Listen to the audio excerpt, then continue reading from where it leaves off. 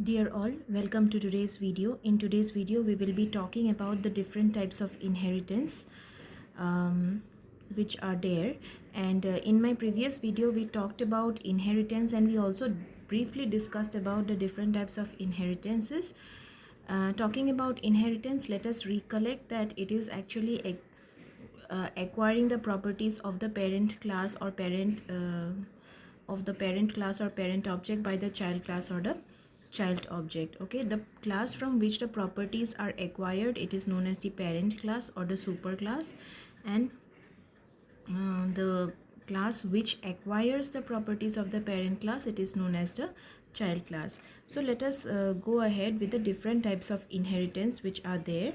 Okay, so talking about the types of inheritance, there are 5 different types of inheritance. However, in Java only 3 different types of inheritances are used.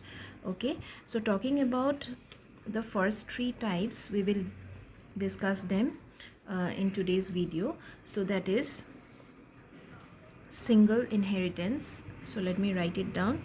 So it is single inheritance. Number 2 is multi-level inheritance, and the third one is hierarchical inheritance.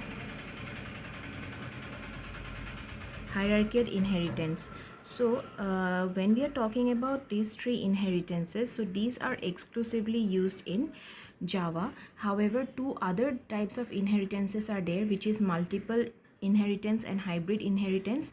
They are not used in Java. Okay, so talking about the single inheritance, this inheritance we have already seen in our example in our last video. Okay, so if there are 2 classes, which is A and B, and suppose A is the superclass and its properties are extended to B. Okay, so this is the single inheritance. Okay, so all the properties and behavior of A, they are actually acquired by class B.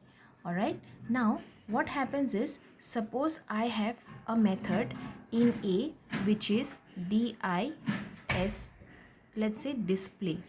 Okay, so display method, let's say I'll just introduce a factor here which is A, so that it becomes easier for us to identify. So display A, and I have another method which is display B here.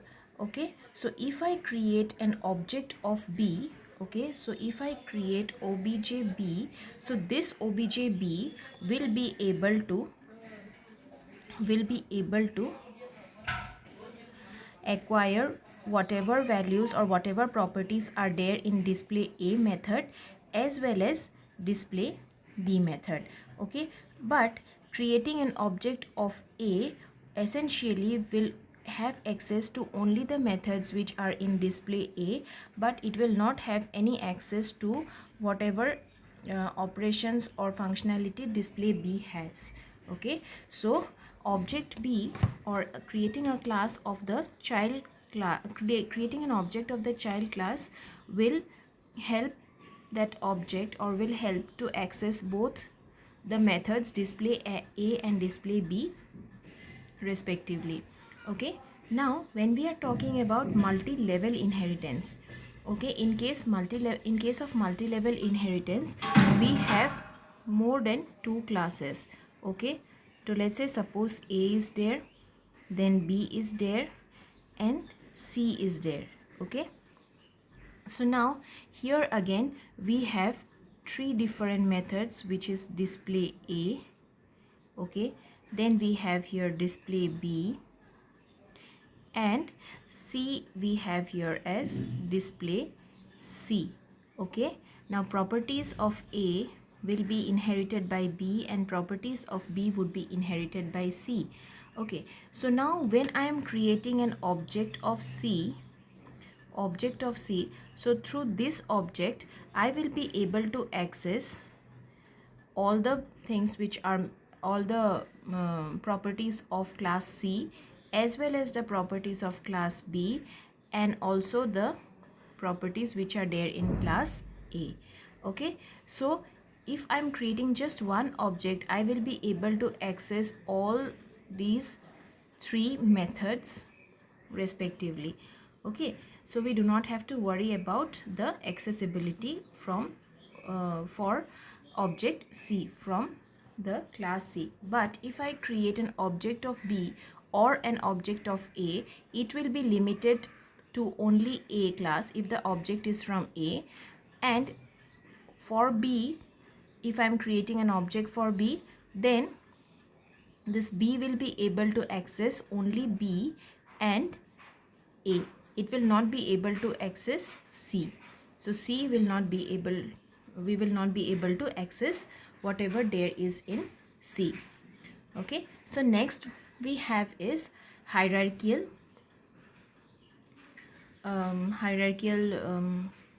inheritance. So here what happens is we can inherit the properties of A from different, to two different classes. So if you look at this diagram, it will be more clear. Okay, so now this parent class is inherited by the child class B and child class C.